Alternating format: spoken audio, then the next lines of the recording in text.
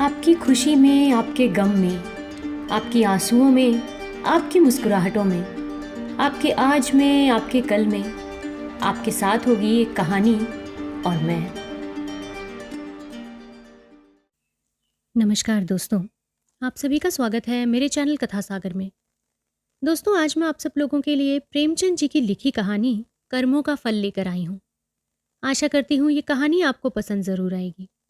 अगर कहानी पसंद आती है और साथ ही इसका वाचन भी आपको रोचक लगता है तो मेरे इस चैनल को सब्सक्राइब ज़रूर कीजिएगा ताकि ऐसी अनेकों कहानियों का वाचन आप तक पहुंचता रहे। तो चलिए प्रेमचंद जी की लिखी कहानी कर्मों का फल शुरू करते हैं।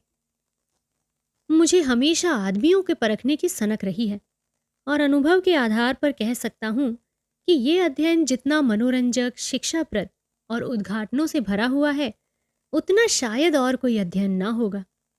लेकिन अपने दोस्त लाला साईं दयाल से बहुत अरसे तक दोस्ती और बेतकल्लुफी के संबंध रहने पर भी मुझे उनकी था ना मिली। मुझे ऐसे दुर्बल शरीर में ज्ञानियों की सी शांति और संतोष देखकर आश्चर्य होता था, जो एक नाजुक पौधे की तरह मुसीबतों के झोंकों में भी अचल और अटल रहता था। ज्यों वो बहुत ही मामूली दर्जे का आदमी था, जिसमें मानव कमजोरियों की कमी न थी। वो वादे बहुत करता था, लेकिन उन्हें पूरा करने की जरूरत नहीं समझता था। वो मिथ्याभाषी न हो, लेकिन सच्चा भी न था। बेमुरव्वत न हो, लेकिन उसकी मुरव्वत छिपी रहती थी। उसे अपने कर्तव्य पर पाबंद रहने के लिए दबाव और निगरानी की जरूरत थी। किफायत शारी के उसूलों से बेखबर, मेहनत से जी चुराने वाला, उसूलों का कमजोर, एक ढीला ढाला मामूली आदमी था। लेकिन जब कोई मुसीबत सिर पर आ पड़ती तो उसके दिल में साहस और दृढ़ता की वो जबरदस्त ताकत पैदा हो जाती थी, जिसे शहीदों का गुण कह सकते हैं। उसके पास ना तो दौलत थी, ना धार्मिक विश्वास, जो ईश्वर पर भरोसा करने और उसकी इच्छाओं के आगे सिर झुका देने का स्रोत है।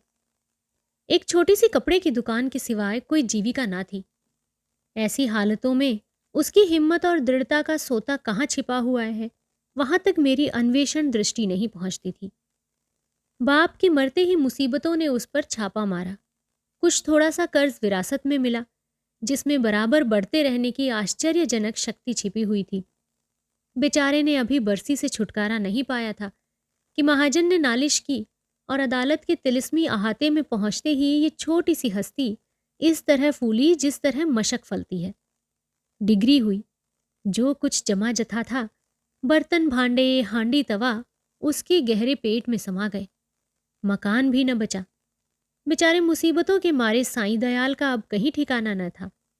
कौड़ी कौड़ी को मोहताज, ना कहीं घर न बार। कई कई दिन फाके से गुजर जाते। अपनी तो खैर उन्हें जरा भी फिक्र न थी, लेकिन बीवी थी, 2-3 बच्चे थे, उनके लिए तो कोई ना कोई फिक्र करनी पड़ती थी। कुनबे का साथ और ये बेसरो सामानी बड़ा दर्दनाक दृश्य था। शहर से बाहर एक पेड़ की छाया में ये आदमी अपनी मुसीबत के दिन काट रहा था। सारे दिन बाजारों की खाक छानता।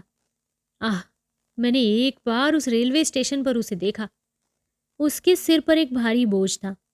उसका नाजुक, सुख सुविधा में पला हुआ शरीर पसीना पसीना हो रहा था। पैर बड़ी मुश्किल से उठते थे। दम फूल रहा था, लेकिन चेहरे से मर्दाना हिम्मत और मजबूत इरादे की रोशनी टपकती थी। चेहरे से पूर्ण संतोष झलक रहा था। उसके चेहरे पर ऐसा इत्मीनान था कि जैसे यही उसका बाप दादाओं का पेशा है। मैं हैरत से उसका मुंह ताकता रह गया। दुख में हमदर्दी दिखलाने की हिम्मत ना हुई। कई महीने तक यही कैफियत रही। आखिरकार उसकी हिम्मत और सहन शक्ति उसे इस कठिन दुर्गम घाटी से बाहर निकाल ही लाई।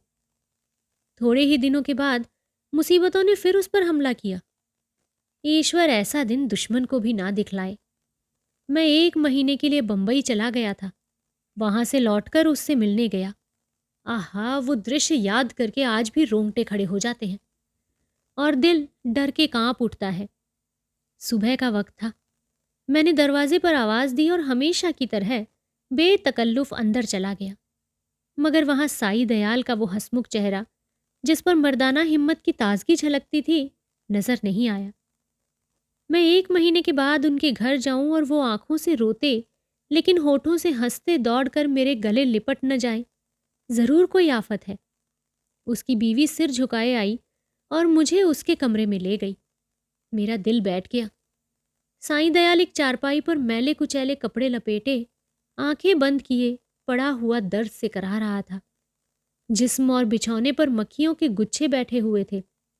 आहट पाते ही उसने मेरी तरफ देखा। मेरे तो जिगर के टुकड़े हो गए।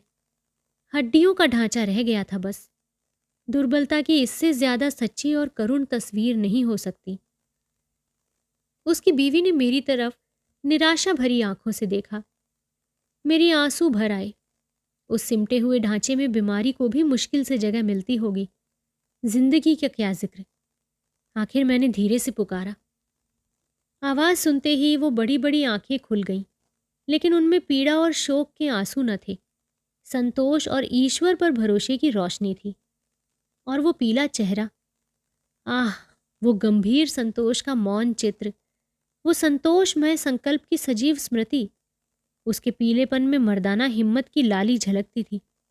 मैं उसकी सूरत देखकर घबरा गया। क्या ये बुझते हुए चिराग की आखिरी झलक तो नहीं है? मेरी सहमी हुई सूरत देखकर वो मुस्कुराया और बहुत धीमी आवाज में बोला, तुम ऐसे उदास क्यों हो? ये सब मेरे कर्मों का फल है। मगर कुछ अजब बदकिस्मत आदमी था। मुसीबतों को उससे कुछ खास मोहब्बत थी। किसे उम्मीद थी कि वो प्राण घातक रोग से मुक्ति पाएगा? डॉक्टरों ने भी जवाब दे दिया था। मौत के मुंह से निकल आया। अगर भविष्य का जरा भी ज्ञान होता तो सबसे पहले मैं उसे जहर दे देता।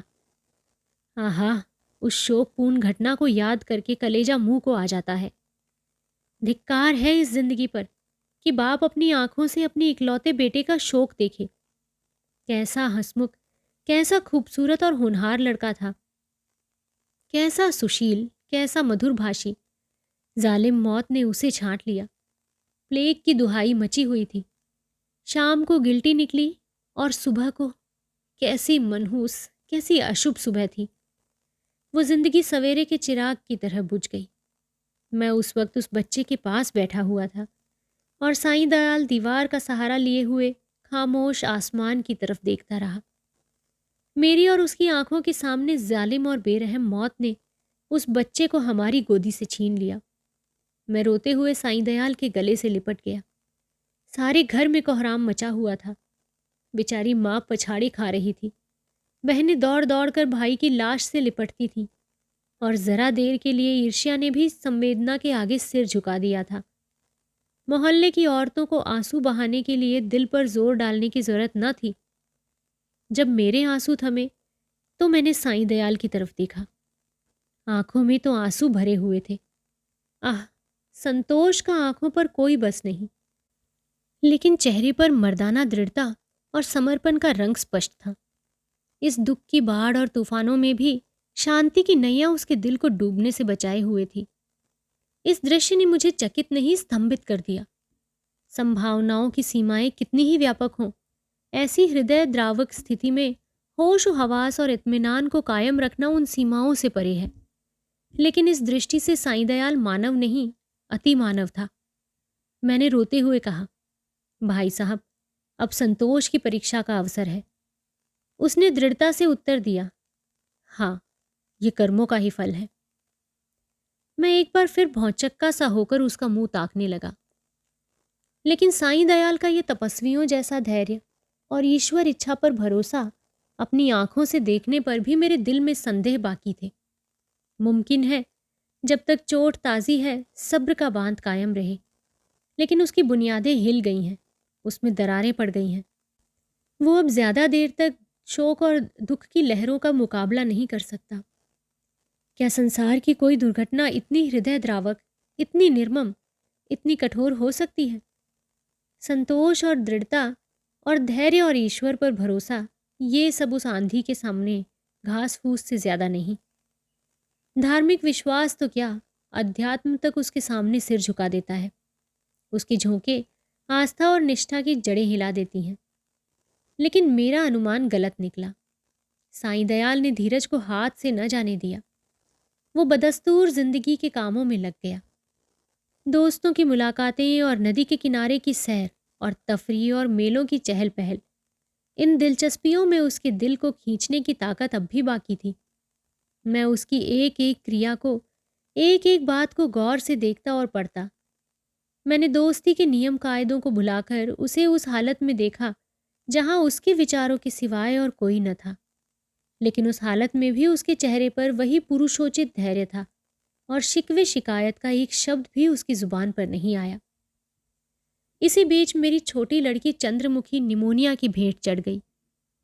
दिन के धंधे से फुर्सत पाकर जब मैं घर पर आता और उसे प्यार से गोद में उठा लेता तो मेरे हृदय को जो आनंद और आत्मिक शक्ति मिलती थी उसे शब्दों में नहीं व्यक्त कर सकता।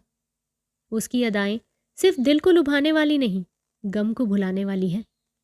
जिस वक्त वो झुमक कर मेरी गोदी में आ जाती, मुझे तीनों लोकों की संपत्ति मिल जाती। उसकी शरारतें कितनी मनमोहक थीं। अब हुक्के में मज़ा नहीं रहा, कोई चिलम को गिराने वाला नहीं। खाने में मज़ा नहीं आता, कोई थाली के पास बैठा हुआ उस पर हमला करने वाला नहीं। मैं उसकी लाश को गोद में लिए बिलक बिलक कर रो रहा था। बस यही जी चाहता था कि अपनी जिंदगी का खात्मा कर दूं। एकाएक मैंने साईं दयाल को आते देखा। मैंने फौरन आंसू पोंछ डाले और उस नन्ही सी जान को जमीन पर लिटाकर बाहर निकल आया। उस धैर्य और संतोष के देवता ने मेरी तरफ संवेदनशीलता की आंखों से देखा और मेरे गले से लिपटकर रोने लगा। मैंने कभी उसे इस तरह चीखें मार कर रोते नहीं देखा। रोते रोते उसकी हिचकियां बंध गईं। बेचैनी से बेसुध और बेहार हो गया। ये वही आदमी है जिसका इकलौता बेटा मरा और माथे पर बल नहीं आया। ये काया पलट क्यों? इस शोकपूर्ण घटना के कई दिन बाद, जबकि दुखी दिल संभलने लगा, एक रोज हम दोनों नदी की सैर को गए। शाम का वक्त था।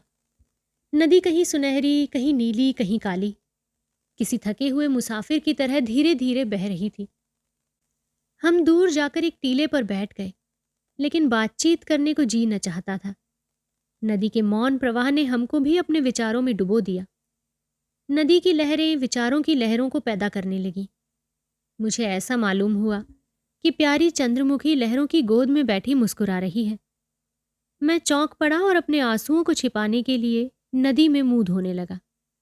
साईं दयाल ने कहा, भाई साहब, दिल को मजबूत करो, इस तरह कुढ़ोगे तो जरूर बीमार हो जाओगे। मैंने जवाब दिया, ईश्वर ने जितना संयम तुम्हें दिया है उसमें से थोड़ा सा मुझे भी दे दे। मेरे दिल में इतनी ताकत कहाँ। साईं दयाल मुस्कुराकर मेरी तरफ ताकने लगा। मैंने उसी सिलसिले में कहा, किताबों में तो दृढ़ता और संतोष की बहुत सी कहानियां पढ़ी हैं, मगर सच मानो कि तुम जैसा दृढ़, कठिनाइयों में सीधा खड़ा रहने वाला आदमी आज तक मेरी नज़र से नहीं गुजरा। तुम जानते हो कि मुझे मानव स्वभाव के अध्ययन का हमेशा से शौक है, लेकिन मेरे अनुभव में तुम अपनी तरह के अकेले आदमी हो। मैं ये नहीं मानूंगा कि तुम्हारे दिल में दर्द और घुलावट नहीं है, उसे मैं अपनी आंखों से देख चुका हूं। फिर इस ज्ञानियों जैसे संतोष और शांति का रहस्य तुमने कहाँ छिपा रखा है? तुम्हें इस समय ये रहस्य मुझसे कहना ही पड़ेगा। साईं दयाल कुछ सोच विचार में पड़ गया और जमीन की तरफ ताकते हुए बोला, ये कोई रहस्य नहीं, मेरे कर्मों का फल है। ये वाक्य मैंने चौथी बार उसकी जुबान से सुना और बोला, जिन कर्मों का फल ऐसा शक्तिदायक है, उन कर्मों की मुझे भी कुछ दीक्षा दो। मैं ऐसे फलों से क्यों वंचित रहूं? साईं दयाल ने व्यथापूर्ण स्वर में कहा, ईश्वर ना करे कि तुम ऐसा कर्म करो और तुम्हारी जिंदगी उसका काला दाग लगे। मैंने जो कुछ किया है वो मुझे ऐसा लज्जाजनक और ऐसा घृणित मालूम होता है कि उसकी मुझे जो कुछ सजा मिले मैं उसे खुशी के साथ झेलने को तैयार हूं।